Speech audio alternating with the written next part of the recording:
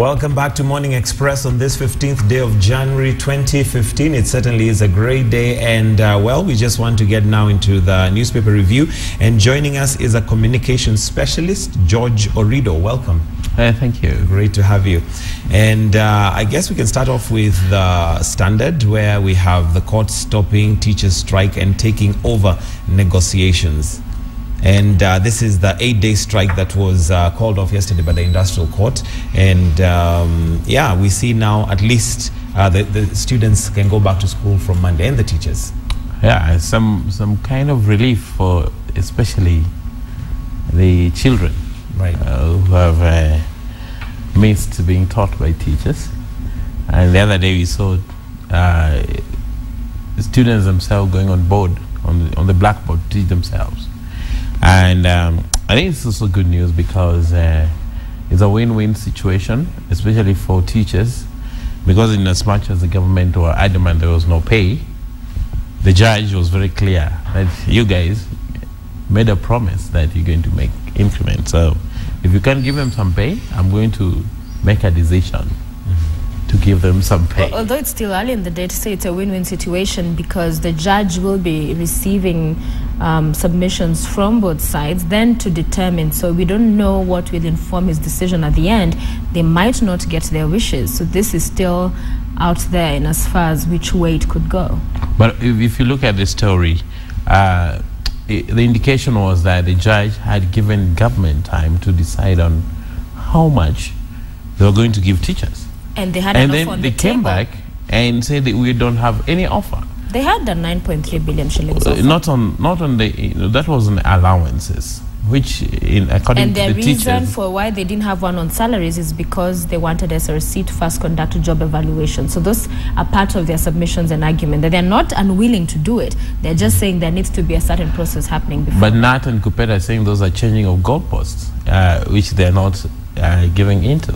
So the judge, in his wisdom, said, if you can't offer on your own accord some money in terms of salary increment, I'm going to make some offer, but I'm giving you time to make submission so that I can have informed decision on what to increase. So the indication here is that there will be some increase at the end of the day when the judge makes his decision.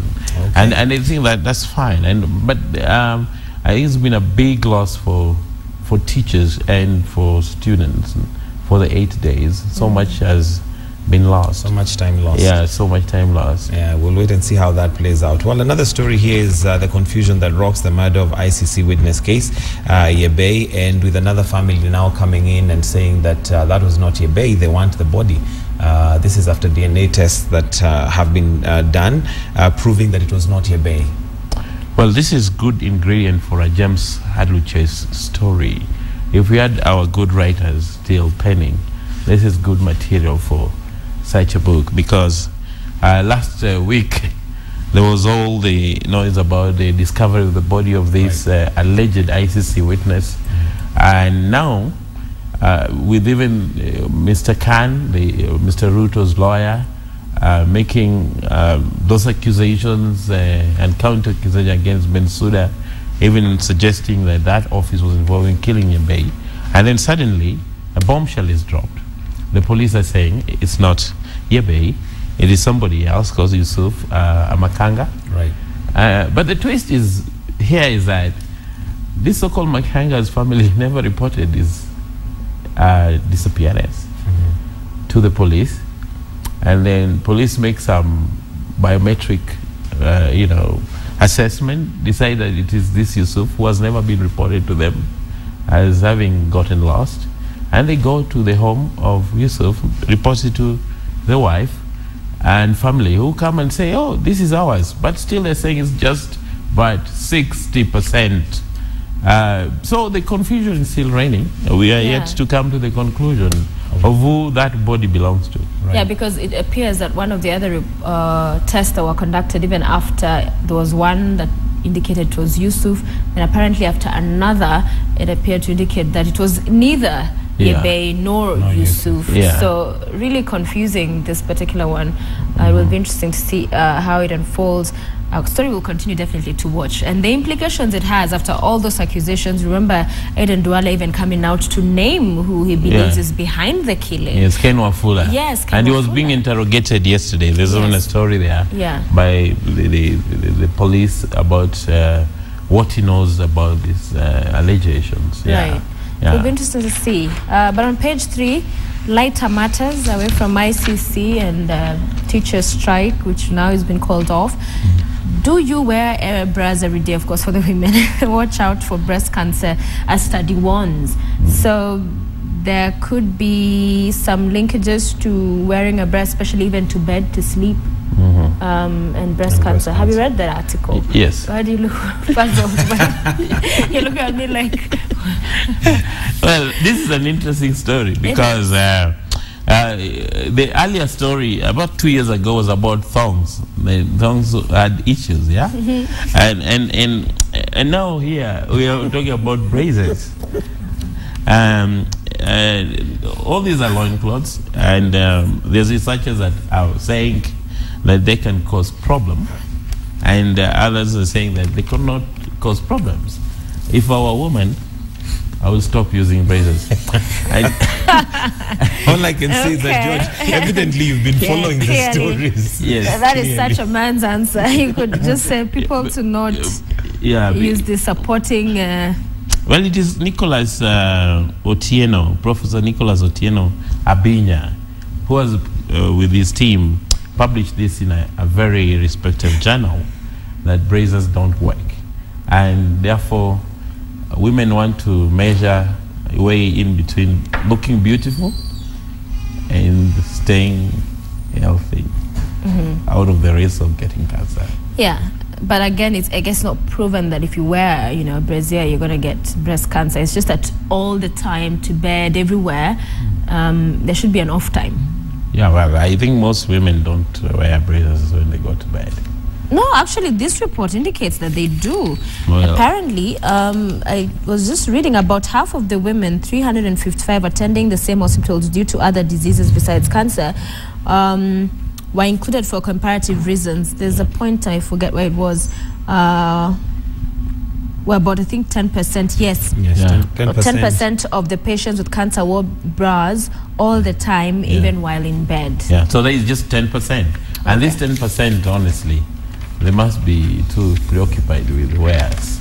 With what they wear. With what they wear. I think because research has always shown that when you go to bed, you need to ventilate. Yeah, it's healthy. Okay. Well, on to another story here on page 6. Uhuru launches NHIF medical cover for civil servants and security officers. And this is something that is new in some areas in terms of them offering, extended medical cover to civil servants. Well, the story is saying that the main targets are the military officers, and that's very good news, given that a lot of our military men and women go there in the front line and take very big risks. So I think this is good news for in the right way, and adding value to NHIF services. And I think this should be extended to all civil servants. So it's definitely a good move. Yeah, and also NHIF should also extend this to non-civil servants. Okay. I think it's a good thing to have a nation that can provide, proper medical care to its citizenry, because then that means that human capital is properly taken care of. Yeah, and definitely. Especially for the disciplined forces, because they really put their lives at risk, and also their families. Yeah. So this is very, very good news. Yeah, a basic function that we should see government taking very seriously. Finally, in the standard, before we move on to other dailies today, on page 8, you have Coast Resorts feel the January heat after a Merry Christmas. So the tourism sector hardly hit, especially last year, and also 2013, but mostly last year because of the travel advisories. But what I find interesting is when you look at also what's happening in other European countries, also affected by these terror threats and attacks. It's not unique to Kenya, but it appears, and some of the experts in these fields are saying that it is a perception that Kenya is not safe that's keeping the numbers away. But Kenya is not the only unsafe place, really. In fact, right now, there's been a lull, if you could call it that, in as far as security incidents are concerned. Yeah, and that's the point. Yeah. Because it's not as simple as they would want us to believe. It's not just the perception of insecurity. Although that plays a big role. If you know the trends today is that, for example, in Zanzibar, I was in Zanzibar about 2 months ago, and I can tell you, it reminded me of Mombasa 15 years ago, because the hotel was fully booked by international tourists. There was hardly any bed space to get. And the explanation was that besides insecurity or perception of insecurity, in 2013, when President Uhuru Kenyatta and his deputy William Ruto were elected in office, there were many questions about, especially with the association with the ICC, and that put off a lot of people.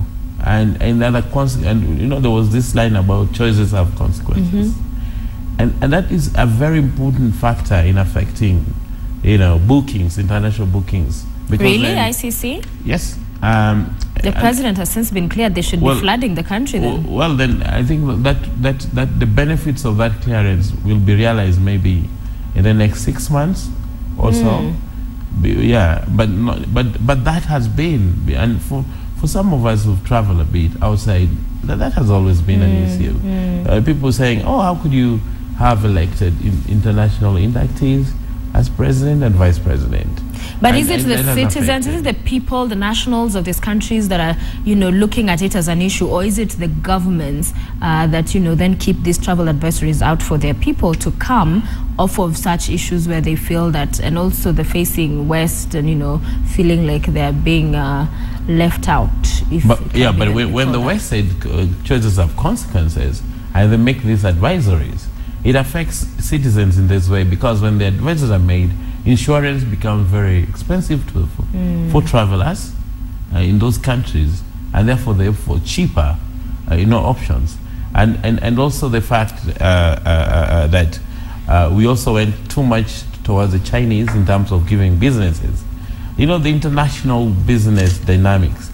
There's a way these people retaliate, and quietly and silently, but then you realize with the effect of very few bookings. Yeah. Okay, moving on now to the Daily Nation, where the headlines, it's back to class for teachers. We've also got the story of Yebei. The Yebei deepens as police say the body is not his.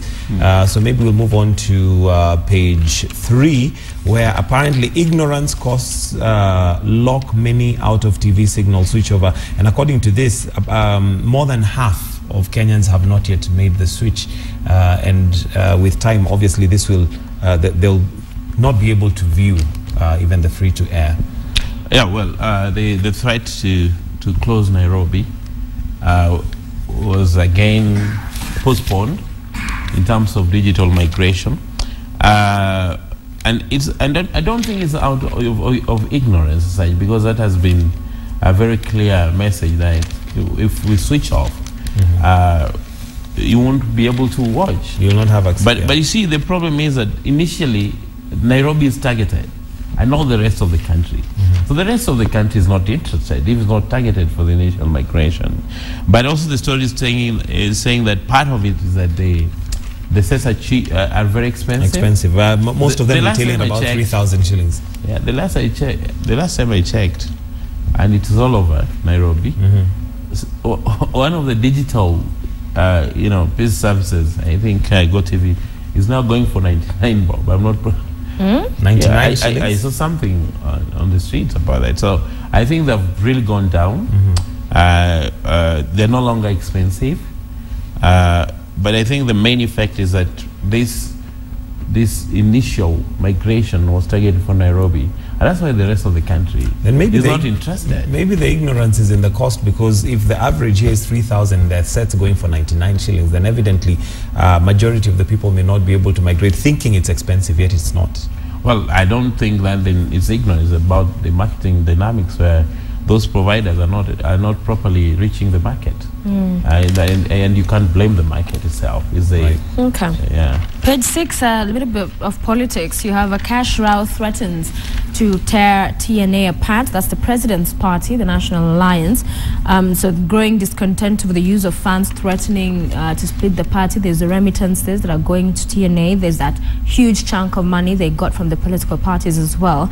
And this is not the first time, though, we're seeing them coming out, some leaders, some quarters, disgruntled, even talking about elections, that need to be conducted in terms of change of management of the party. But those in positions of leadership, Sakaja being the chair and a lot of the Secretary General, say at least the people are being allowed to hold their divergent views and air them. Yes. Well, they say more money, more problems. Yes. 200 million cannot be allegedly accounted for by the secretariat led by Onyangolo and his brother Sakaja. And everybody wants to have a piece of this. And so TNA, while has been enjoying relatively some level of tranquility, I think the day for reckoning is now here. And this is coming at a time when they're also going for elections as a party. And we want to see how this plays out with the electorate within that party and the membership thinking about this particular way of management. So Onyangolo, the whole honeymoon is over. Honeymoon is over. Okay. And ODM now has something to talk about. Right. With respect to Okay, moving on to the back page, news that should be good to all Kenyans, but we are yet to have it reflect in our pockets. And this is in regards to fuel prices dropped by up to 9 shillings. That's on the back page of the Daily Nation. And matatus are saying fares won't come down. You'd imagine there'd be a change there as well. I've always, my take has always been, and now speaking as an economist, that ERC should be disbanded. Okay. Not today, but yesterday. Because if ERC was put in place first and foremost to help in regulating prices at a time when, individual oil marketers, went on a ball to increase prices anyhowly. And here is a time when we are saying in the last 6 months, the Brent has gone down below 50%. And what we are saying, is this a token? Is it 8%? It's a big joke. And I agree with the chairman of COFEC. We're saying we need to get real value for these changes. Right. Their explanation now is about these fixed costs that are not changing. Before, that never came up. What they used to say, the dollar, the exchange rates. And then they say the international Brent is going up. Now the story is changing. We have some fixed costs here that cannot be moved. And so for me, I don't see why today any motorist should not be given a price of below 80 shillings per litre of premium petrol or super petrol. So this commission has become even worse than the cartel that we had there earlier on, that it was supposed to fix in the first place. Okay. Yeah. All right, let's finally have a look at the Star. Just one story there. Of course, it's leading with the stories we've been discussing. But page 3, a story that has also caught the attention of many. I'll work to get back school land. And this is the Langata Road Primary School, and that part of its land, a playground, has been cut off and is said to now be set apart to perhaps construct a parking space for the hotel that it's right next to there. And I remember yesterday listening to the NLC chair, Swazuri, saying that the school, this particular one and others, need to ensure they have title deeds, on where their schools sit, to just ensure there's no this kind of situations, because at the end of the day, that is what will prove, who is doing what's right, what's wrong. But this definitely concerning developments.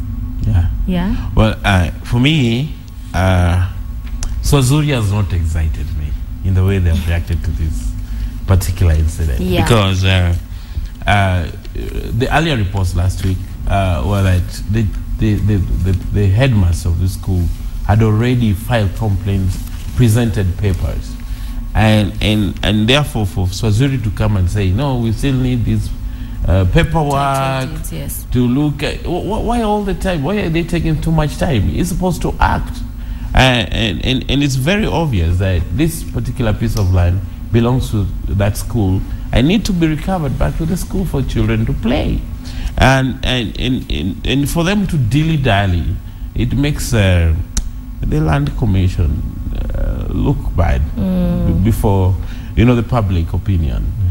They should have asked first. They should not wait to be given. They should be proactive. They have files in their offices. They have documents in their offices. So they just check and say, well, I think there's some smoke over here. We need to go and put it off. Okay. Yeah, and also going by, who the hotel is linked to. I mean, it's been a lot of speculation going into this particular story. But Ahmed Nasser Abdullahi, who's representing the hotel, saying, they have no comment. I think at that particular point I was reading that story, but we'll wait to see how it develops in coming days. Thank you, George, for joining us on our press review this morning. And that's where we'll end it. Yes, that's where we'll end it. But don't you go away. We've got the State of the Nation coming up. And of course, one of the things that we'd really like to delve into is what it means now that the industrial court has come in and arbitrated between these two factions that have been warring and children have been suffering. What does that mean? What does that mean? Education will be the focus on State of the Nation. We'll open our phone lines as well for you to be part of our discussion this morning. So don't you go away. Bye.